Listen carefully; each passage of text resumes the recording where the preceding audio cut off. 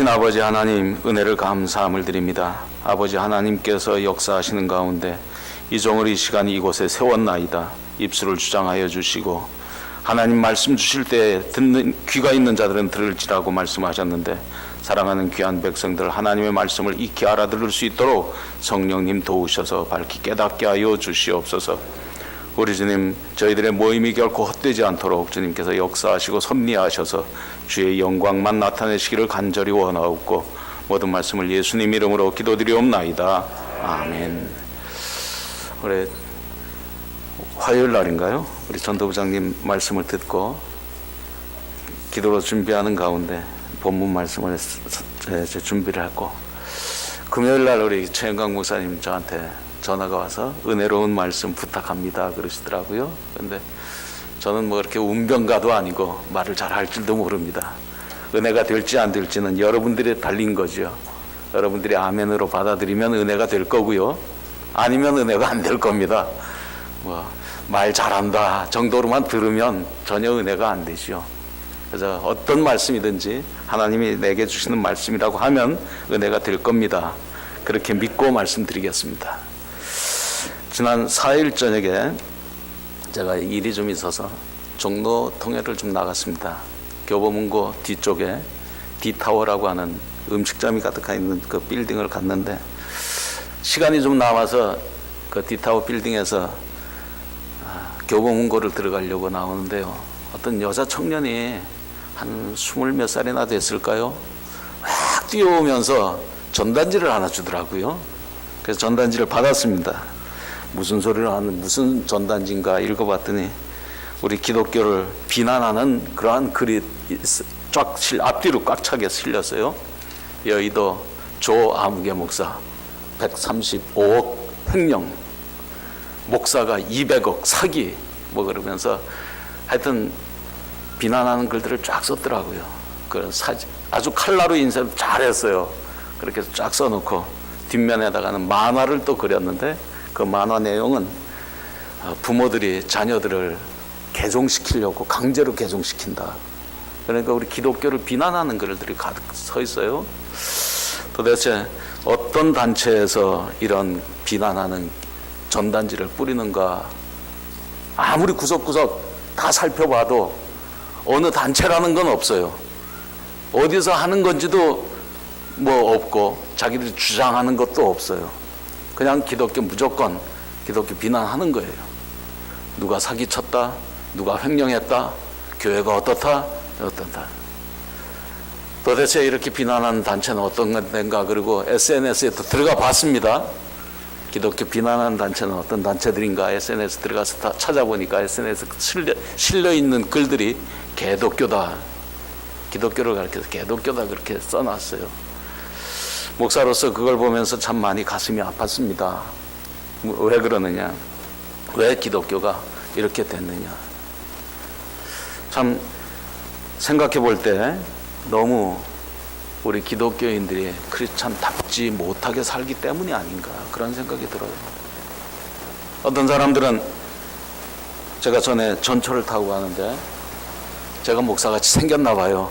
저를 흘끔흘끔 쳐다보면서 두 노인이 열심히 이야기를 하는데 입에 거품을 물면서 우리 교회를 비난하는데, 새벽 교회라고 그러죠. 그 사람들이 새벽 기도회란 말 안 쓰고 새벽 교회 오는 쌍시거자를 붙여가면서 놈들이라고 그렇게 욕을 하면서 하는 소리가, 봉다리 하나씩 까만 거 들고 온다는 거예요. 들고 와가지고 교회 들어가기 전에 주차장에 차 밑에다 던져 넣는다는 거예요. 교회가 가는 데마다 혐오 시설이 돼 있고 기독교인들이 사는데 그렇게 독이 되지 못해서 욕을 먹는 이유는 어디에 있겠느냐. 성경을 해석하는 방법은 여러 가지입니다. 주경신학을 하다 보면 뭐 문자적인 해석, 역사적인 해석, 그 다음에 성경을 가지고 성경을 해석하는 것, 그 방법은 여러 가지인데, 문제는 뭐냐면 그 설교를 듣고 그 말씀을 나에게 어떻게 적용을 시켜서 내가 어떻게 살아갈 거냐라고 하는 문제지요. 요즘 뭐 매체를 통해서 얼마든지 하나님의 말씀을 접할 수가 있습니다. 뭐 어디든지 나가면 설교문은 가득 차 있습니다. 그런데 하나님의 말씀은 말씀이고 내 삶은 삶이에요. 저희도 우리 교회에서 가끔 이야기하면 목사님 말씀은 다 좋은데 실질적으로 살아나가면 그게 안 된다는 거지요. 세상을 살다 보면 그렇게 안 됩니다. 그렇게 안 되면 그렇게 살아야 됩니까? 그렇게밖에 할 수 없습니까?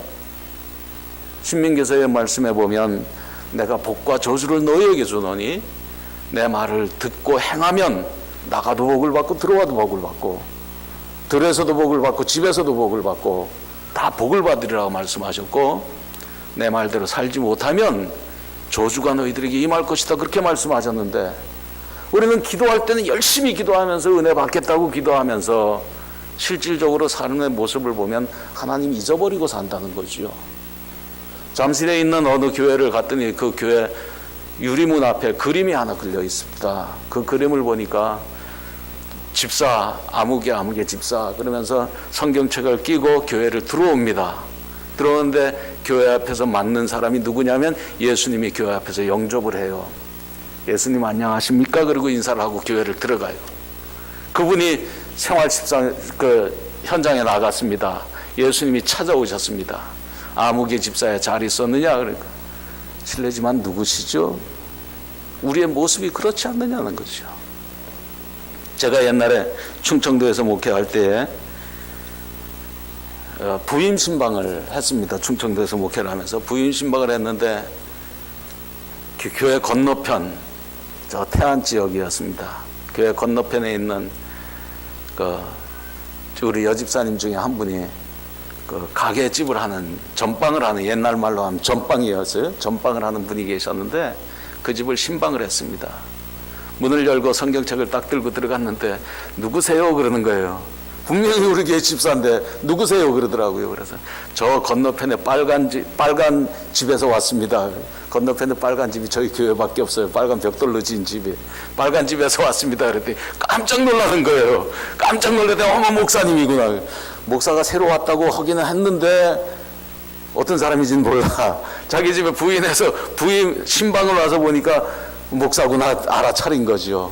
우리의 신앙이 그런 모습이 아니냐. 오늘 본문을 통해서 여러분들이 오늘 귀신 들린 사람의 이야기인데 이 사람의 이야기가 나에게 주는 교훈은 무엇인가 생각해 보면서 삶 속에서 하나님의 말씀을 실천하면서 하나님을 증거하는 귀한 종들 되기를 주의 이름으로 간절히 축원합니다. 오늘 본문 내용의 말씀은 그렇습니다. 예수님께서 갈릴리 호수 저편으로 건너가자 하심에 22절 말씀에 보면 제자들이 이제 배를 타고 먼저 떠나갑니다. 예수님은 배를 타고 주무십니다. 그 밤에 풍랑이 일어서 제자들이 죽게 되었다고 할 때에 예수님께서 풍랑을 꾸짖어 잔잔하게 하시고 그날 아침에 예수님께서 갈릴리 맞은편 거라사인의 땅에 이르렀다 그렇게 말합니다. 예수님께서 주로 활동하는 무대는 갈릴리 지역입니다. 그런데 건너편으로 건너갔습니다. 그곳은 유대인들이 사는 곳이 아니라 거라사인들이 사는 곳이라고 그렇게 말합니다. 아마 지금쯤으로 따지면 모압 땅쯤 될 거예요. 이방 땅입니다. 그곳에 가서 귀신 들린 사람을 하나 만났습니다. 예수님께서 귀신을 명하여 이제 돼지떼가 몰사합니다. 그리고는 그 소식을 듣는 마을 사람들이 다 나와서 예수님이 떠나가시기를 구하더라 그렇게 37절 말씀하고 있는데 예수님께서 그곳에 떠나십니다. 그리고 귀신 들린 사람이 함께 있기를 구했다 그렇게 말하고 있죠. 예수님께서 갈릴리 쪽에서 갈릴리 주변에서 주로 활동하시다가 거라사인 땅에 건너가셨는데 그곳에 건너가셔서 귀신 들린 사람 고쳐주고 바로 오셨어요. 하룻밤도 그곳에서 묵지 못했습니다. 예수님께서 그 땅에 가셔서 쫓겨날 것을 몰라서 그 땅에 가셨겠습니까? 그 땅에 가셔서 한 끼도 못 드시고 하룻밤도 못 주무실까 아시면서도 그곳에 가셨어요. 그곳에 가셔서 왜 했느냐? 그곳에 은혜 받아야 될 사람이 있기 때문인 거죠. 그곳에 예수님께서 고쳐줄 사람이 있기 때문에 예수님께서 그곳에 가신 거예요. 그리고 그곳에 가서 그 사람에게 은혜 베풀어 주시고 그 사람 멀쩡하게 만들어 주시고 쫓겨서 다시 오셨어요. 그리고 이어서 그 성경 말씀에 보면 40절 말씀에 보면 이렇게 말합니다. 예수께서 돌아오심에 무리가 환영하니 이는 다 기다렸다 그렇게 말합니다. 갈릴리 쪽 사람들은 예수님을 다 기다리고 있었습니다. 학수 고대하고 있었습니다. 그런데 예수님께서 국태여 건너편에까지 가셔서 대접 못 받고 쫓겨오시길 거기를 왜 가셨느냐라고 하는 거예요. 오늘 본문 말씀에 보면 이 사람이 형편을 먼저 생각해 보면서 여러분들의 삶과 한번 적용시켜 보시기 바랍니다. 오늘 우리의 삶은 어떤가 한번 적용시켜 보시기 바랍니다. 길게 설명드리지는 못하겠습니다. 저는 말도 잘 할 줄 모릅니다. 오늘 본문 내용에 보면 분명히 27절에 이렇게 말합니다. 예수께서 육지에 내리심에 그 도시 사람으로서 귀신 들린 자 하나가 예수를 만나니 그 사람은 오래 옷을 입지 아니하며 집에 거하지 아니하고 무덤 사이에 거하는지라 그렇게 말합니다. 오늘 본문 말씀에 보면 귀신 들린 사람이 하나가 옷을 입지 않았다. 두 번째는 집에 있지 않았다. 세 번째는 무덤 사이에 거했다 그렇게 말합니다. 이 세 가지 사실을 여러분들이 주목하십시오. 옷을 입지 않았다라고 하는 것은 옷의 기능이 뭐냐라고 하는 겁니다. 옷의 기능은 보호의 기능이 있습니다. 표현의 기능이 있습니다. 뭘 보호합니까? 옷은 외부의 온도로부터 자기를 보호하는 거예요. 차가울 때는 옷을 많이 입어서 따뜻하게 해야 되고, 더울 때는 옷을 벗어서 시원하게 해야 되고, 보호하는 기능이 있습니다. 오늘 여러분들이 영적으로 이 세상을 살아가면서 보호하는 기능을 제대로 받고 있느냐, 제대로 나를 보호할 수 있는 세상을 살고 있느냐 그 말입니다. 얼마 전 신문에 뉴스에 나온 거 보니까 딸 친구를 해외여행 가자고 데리고 나가서 유괴해가지고 1억 5천 받았다고 그러죠. 그래서 그 아빠하고 삼촌은 해외에서 잡혔고 부인은 국내에서 잡혔어요. 그러고 나서 일주일 있다가 신문에 나왔는데 아이들의 친구가 와도 밥 한 그릇 먹고 가라는 소리가 안 나온다 그래요. 누구를 믿지 못할 시대를 우리는 살고 있다는 거죠. 어디 가서 어떤 위협을 당할지 모르는 시대를 우리는 살고 있다는 거예요. 내 스스로를 나를 보호할 수 없는 그런 시대가 우리가 됐다는 거예요. 제가 너무 세상을 비관적으로 보는지는 모르겠습니다만은 다 그런 건 아니지만 그런 시대가 점점 더 확장되어 가고 있다는 거예요. 전철을 타고 다니면서 보고, 차에 다니면서 봐도 온통 위험한 것들 투성입니다. 제정신 아닌 사람들이 너무 많은 시대입니다. 신문에 나오는 거 보세요. 길 가는 사람들 괜히 갖고 못 가지고 옆에 있는 사람 폭행하고, 젊은 애들이 노인 애들 지나가면 폭행하고 그런 시대 아닙니까? 옷을 입지 않았다는 것은 외부의 환경으로부터 나를 보호하는 기능을 갖고 있는데 오늘날 우리가 살고 있는 건 노출된 시대, 보호받지 못할 시대, 이런 시대를 우리는 살고 있다는 겁니다. 두 번째는 표현의 기능입니다. 무슨 표현이에요? 옷은 표현입니다. 무슨 표현이냐면 개성의 표현입니다. 개성의 표현. 내 성격이 어떻다. 난 뭘 좋아한다. 개성의 표현이고 또 하나는 무슨 표현이냐면 신분의 표현이에요. 나는 이런 사람이다. 예를 들어서 삼성의 이건희 회장이 저 노숙하는 사람처럼 옷을 입고 다닌다면 어떻게 되겠습니까? 이건희 회장이 입고 다니는 옷과 노숙하는 사람이 입는 옷이 달라요. 신분이 달라요. 신분에 따라서 옷 입는 것도 달라집니다. 강남 사는 사람들하고 강북 사는 사람들하고 옷 입는 것이 달라집니다. 신분이 달라요. 신분의 표현이에요. 오늘날 우리는 신분의 표현을 제대로 하고 사느냐, 여러분들이 하나님의 자녀로서 나는 하나님의 백성이라고 하는 신분의 표현을 제대로 하고 있느냐는 거예요. 어떤 사람들은 성경 찬송 교회 간다 그러면 성경 찬송 감추어 가지고 다닙니다. 자기를 떳떳하게 나타내지 못해요.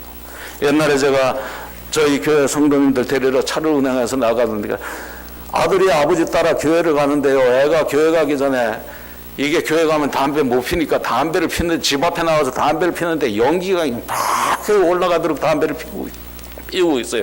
그런 애들이 어디 나가서 하나님의 백성이라고 자기 신분을 표현하겠습니까? 자신 있게 드러내겠습까? 감추고 다녀요.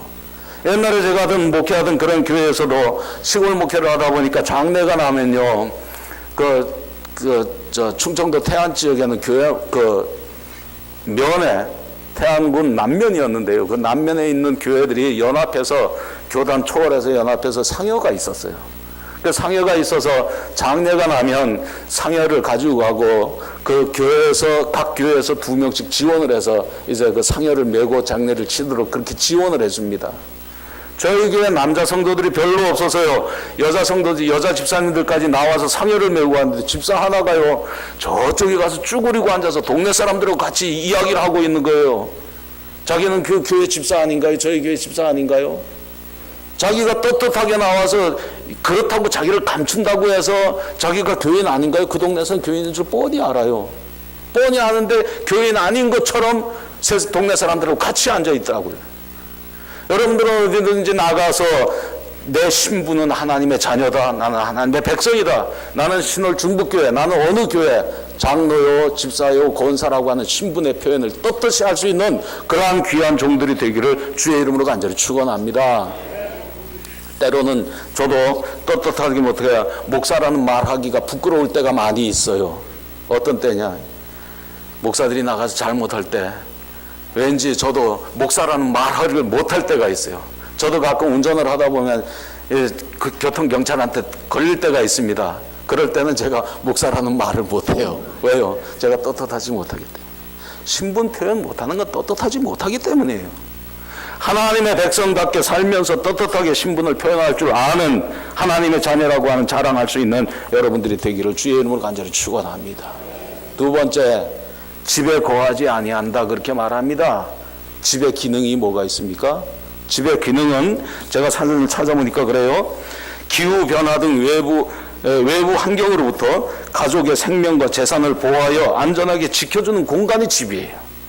그리고 또 하나는 뭐냐면 가족 간의 사랑과 믿음을 서로 나누고 가족이 함께 모여 즐겁게 지낼 수 있는 장소다 그렇게 말하고 있어요.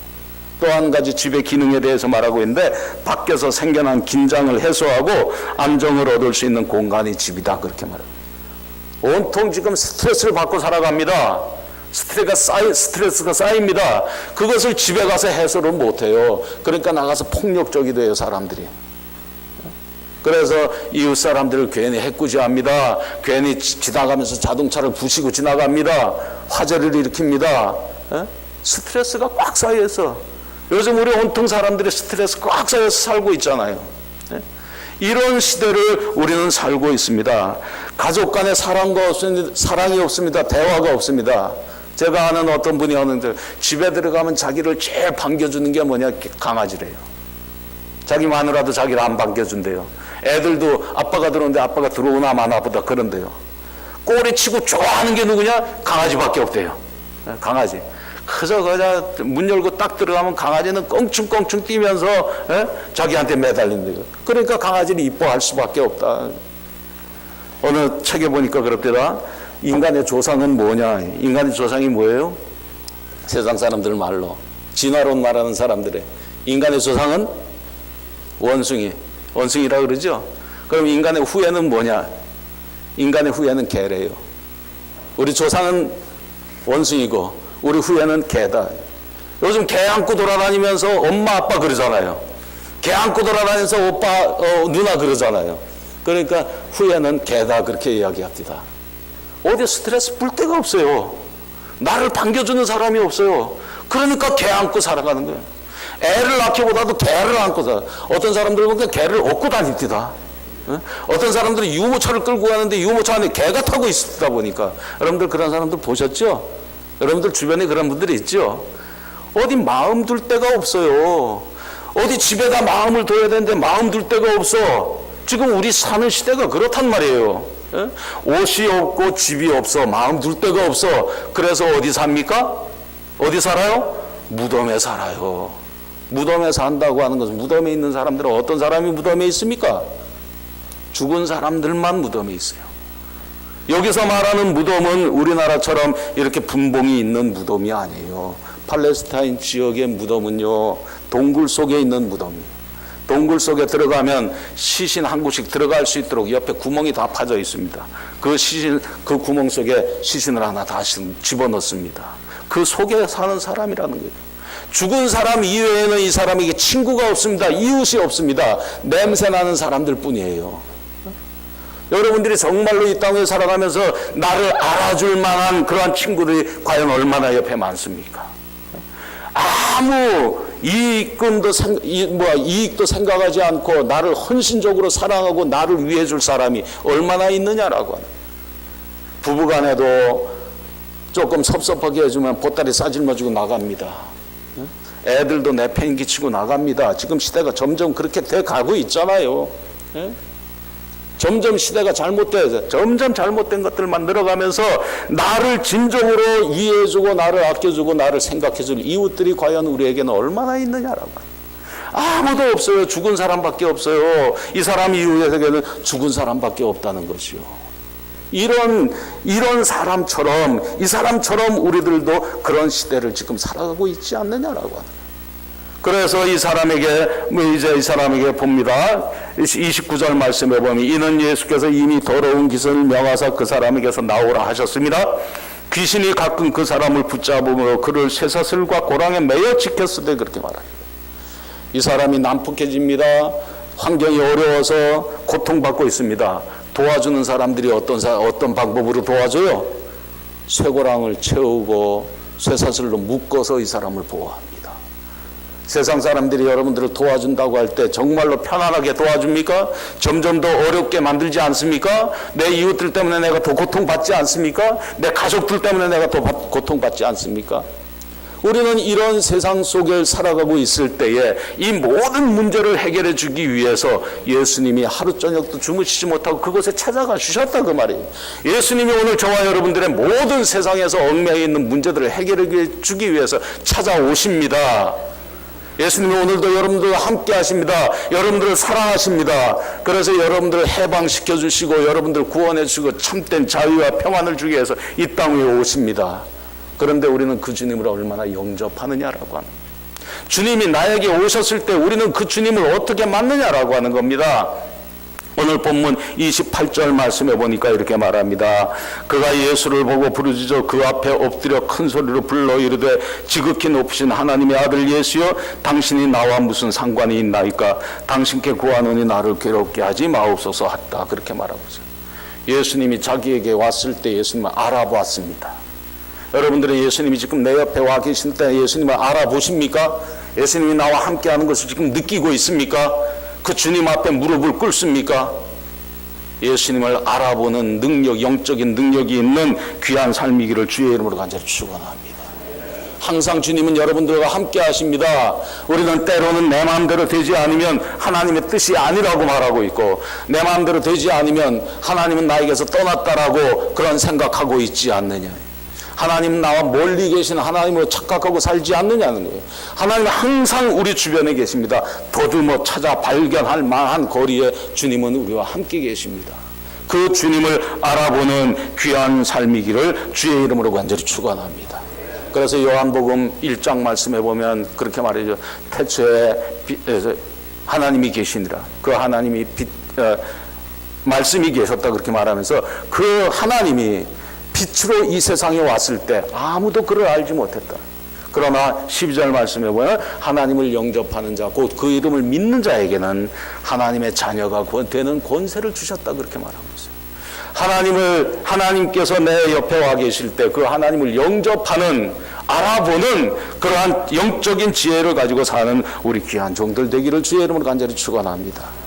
두 번째는 오늘 본문 말씀을 보니까 이렇게 말합니다. 예수를 보고 부르짖어 그 앞에 엎드려 큰 소리로 불러 이르되 그렇게 그 앞에 굴복했습니다. 예수님 앞에 굴복하는, 예수님 앞에 내 고집을 내려놓는, 주님 앞에 모든 삶을 맡기는 여러분들이 되기를 주의 이름으로 간절히 축원합니다. 주님 앞에 굴복하고, 오늘 본문 말씀을 보니까 더 나아가서 이렇게 말합니다. 지극히 높으신 하나님의 아들 예수여 당신이 나와 무슨 상관이 있나이까? 주님의 권능을 인정합니다. 그렇게 말합니다. 오늘 본문 말씀에 보면 이렇게 말합니다. 예수를 보고 부르짖어 그 앞에 엎드려 큰 소리로 불러 이르되 지극히 높으신 하나님의 아들 예수여 당신이 나와 무슨 상관이 있나이까? 당신께 구하노니 나를 괴롭게 하지 마옵소서 하니 29절이 중요합니다. 이는 그렇게 말합니다. 왜 그렇게 말했느냐? 예수께서 이미 더러운 기승을 명하사 그 사람에게서 나오라 하셨습니다. 그렇게 말합니다. 이미 예수님께서 그에게 말씀하셨기 때문에 이가 이렇게 말한다는 거죠. 그것은 무슨 얘기냐면 예수님께서 예수님의 모든 권위를 인정한다는 겁니다. 여러분들은 여러분들에게 일어나는 모든 사건들을 통해서 이것은 하나님이 하신 일이라고 하는 인정을 하느냐라고 하는 겁니다.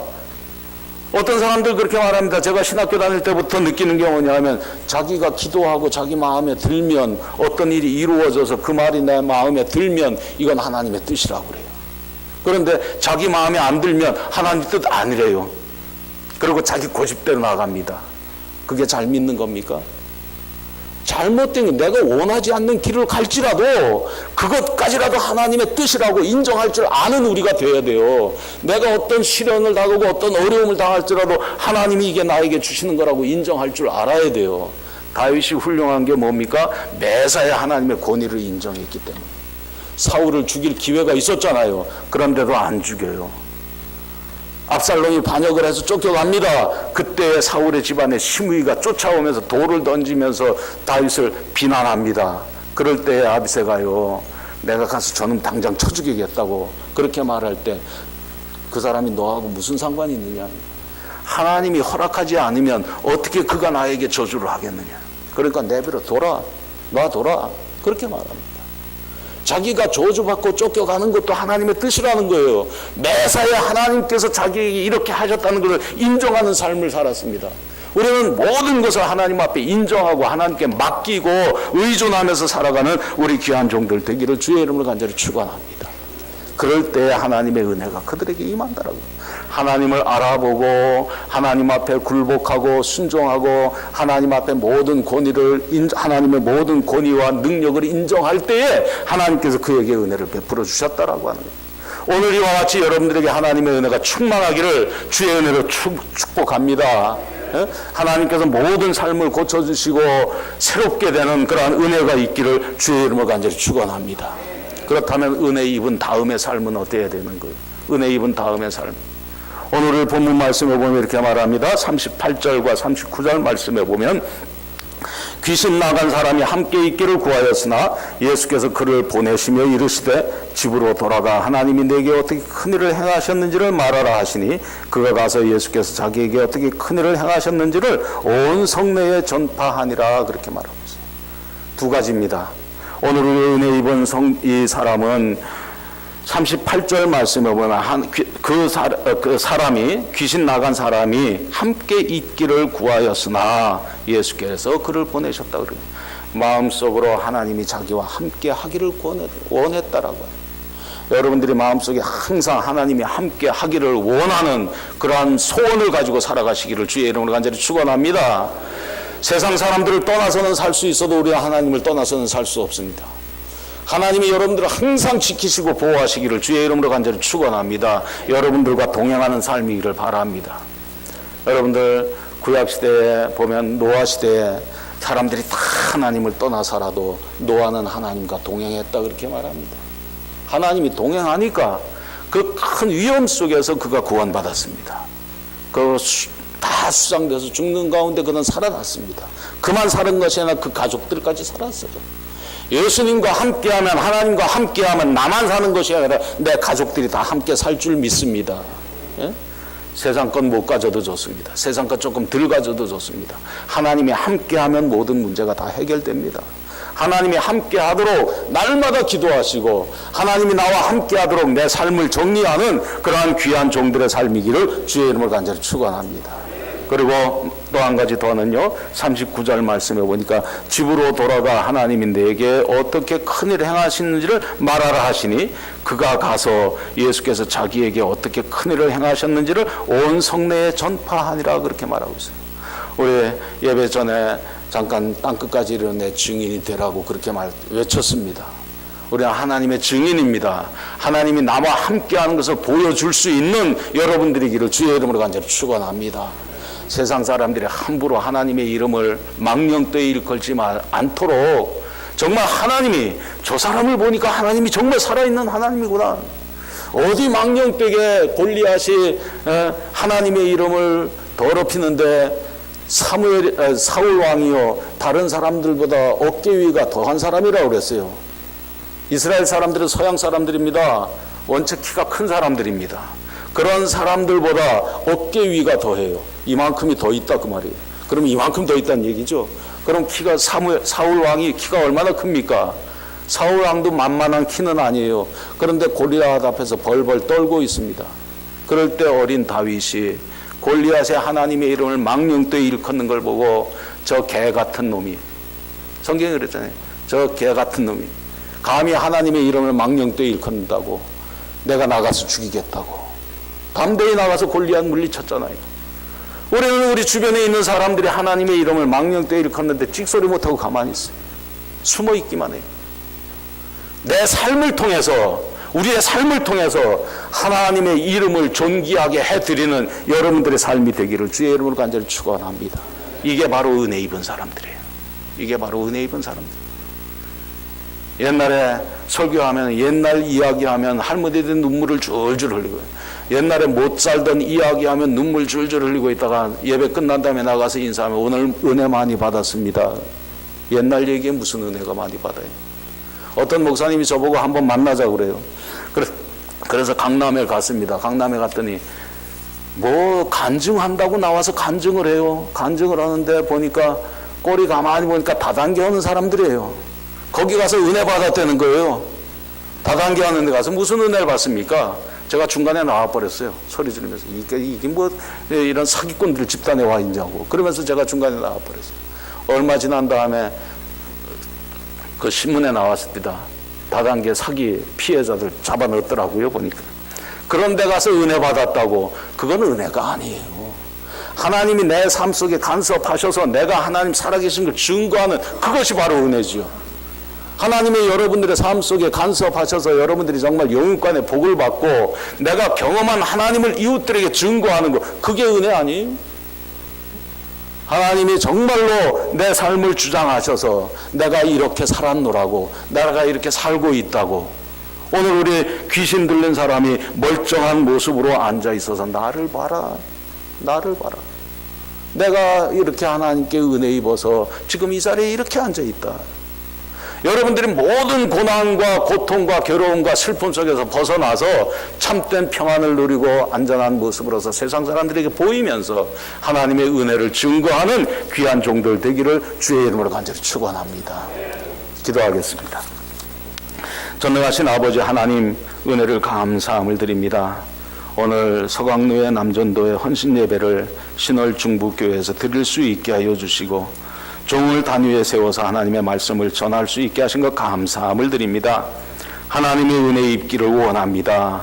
은혜 입는 자답게 살게 하여 주시고 은혜 입은 자답게 살게 하여 주시며 세상의 빛과 소금이라고 말씀하시고 아버지 하나님이 세상에 이제 나아가서 정말 하나님의 영광을 드러낼 수 있는 그러한 종들의 삶이 되도록 주님 도와주시옵소서. 말씀을 듣는 것으로 끝나지 않게 하여 주시고 말씀대로 살면서 나가도 복을 받고 들어와도 복을 받으며 하나님께 받는 복을 증거하는 귀한 삶이 되게 하여 주시옵소서. 아버지께서 오늘도 함께해 주신 것 믿사옵고 감사하며 예수님 이름으로 기도드리옵나이다. 아멘.